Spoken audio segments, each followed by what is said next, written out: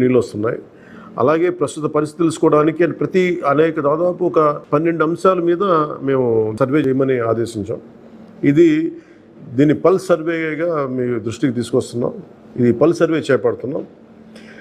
దీంట్లో వచ్చిన డేటా ఆధారంగా జల్ జీవన్ మిషన్ని కూటమి ప్రభుత్వ ఆధ్వర్యంలో అత్యంత పకడ్బందీగా ప్రణాళిక రచన చేయడానికి ఈ సర్వే నిర్వహిస్తున్నాం.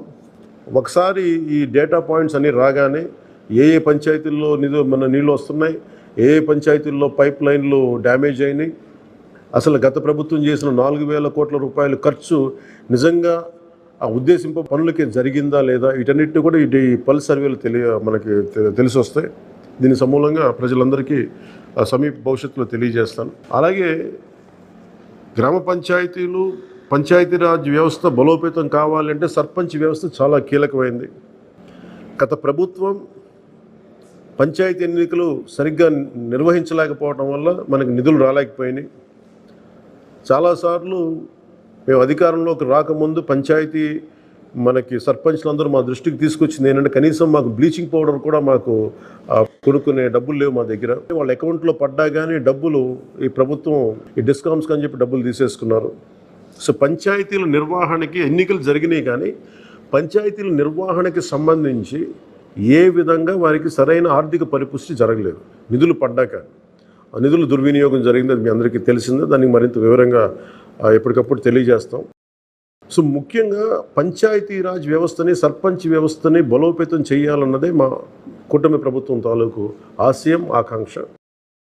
దాంట్లో భాగంగా ఇప్పటిదాకా గత 30 సంవత్సరాలుగా, గత 1990 నుంచి ఇప్పటిదాకా ఎప్పుడు మన 15 ఆగస్టు పండగ జరపడానికి ఇప్పటిదాకా నిధులు ఎప్పుడు సమకూర్చలేదు.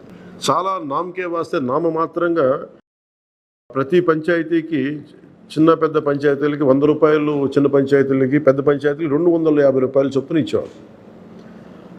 ఒకవైపేమో గాంధీ గారి కలల కన్నా పల్లెల్ని పట్టుకొమ్మలు అంటూ ఉంటాం, గ్రామీణ స్వరాజ్యం అని మాట్లాడతాం. కానీ ఎన్నికల్లో నిలబడ్డ పంచాయతీ సర్పంచ్కి మటుకు జెండా పండుగ నిర్వహించాలంటే వాళ్ళకి ఇచ్చే డబ్బులు 100 రూపాయలు, 250 రూపాయలు. ఈ రివ్యూ మీటింగ్స్లో మాకు తేలింది ఏంటంటే 100 రూపాయలకి, 250 రూపాయలకి 13,326 పంచాయతీల్లో ఏం చేయగలరు? మేము ఒకటే ఆదేశించాను, రాగానే చాలా ఘనంగా జరుపుకోవాలి. గాంధీ గారి ఈ గ్రామ స్వరాజ్యాన్ని నిజంగా మనం ముందుకు తీసుకెళ్లాలంటే ఆ స్టేట్మెంట్ చాలా బలంగా ఇవ్వాలి. 1994లో ఇచ్చిన జీవో 100 రూపాయలు, 250 రూపాయలు, ఒకటి స్వాతంత్ర దినోత్సవానికి, 2 గణతంత్ర దినోత్సవానికి, వాటిని పెంపొందించేలాగా, వాటిని పెంచేలాగా ఒక కీలకమైన నిర్ణయం తీసుకుంది ఈ కూటమి ప్రభుత్వం. ప్రతి ఒక్క పంచాయతీలో సర్పంచులు తలెత్తుకొని సగౌరవంగా జెండా వందనం చేసేలాగా రాష్ట్రంలోని ఎన్డీఏ ప్రభుత్వం నిర్ణయం తీసుకుంది. ఆగస్టు 15న స్వాతంత్ర దినోత్సవ వేడుకల నిర్వహణకు నిధులు కొరత లేకుండా చేశాం.